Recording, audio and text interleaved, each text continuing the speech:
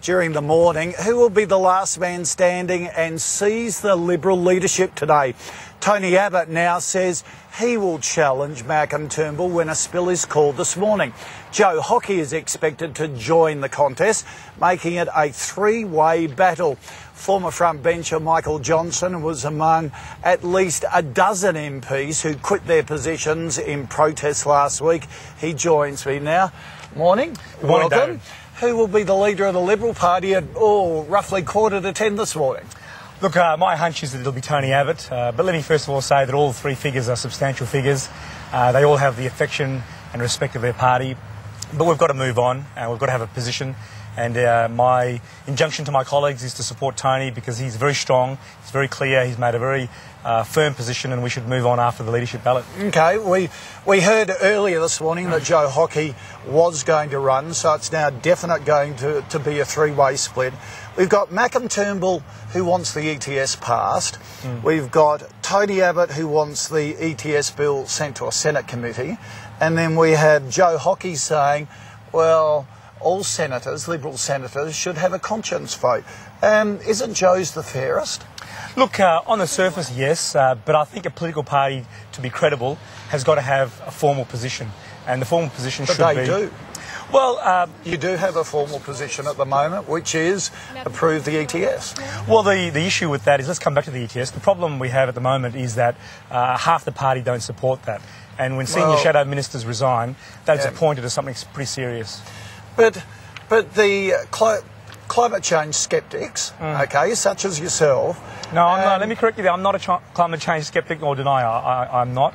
What I call for is for this ETS to be considered with due diligence. Okay. I mean, when you have $7 billion of amendments, it's like buying a house. If you buy a house, surely you'd want to see the documents before you just sign off on it. But the majority of your party has made it policy just last week.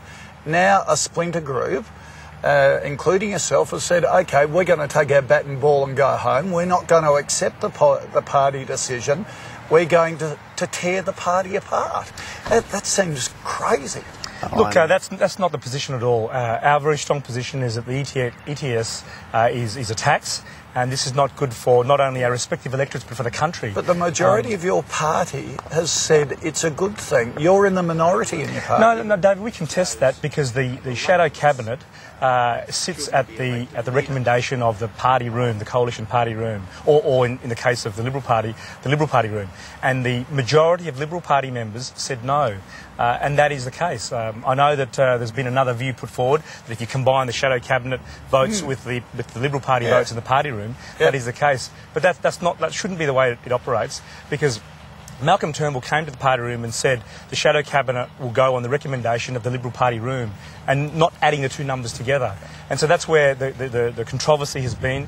And we've asked from the very beginning that there should have been a secret ballot of Liberal Party members so that we can go forward, and there can be no dispute about that. But that was not allowed. Whoever gets up today is not going to unite the party, are they?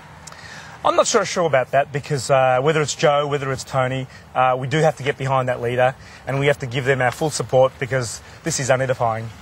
So whoever wins today, you will give them your full support? I will, yeah. I will certainly no backstabbing, no nothing, and the rest of your colleagues, the other 11, 12 that all started this, you guarantee that they will give whoever wins today their undying support? I certainly speak for myself, and I am almost certain that all those other colleagues will do the same thing.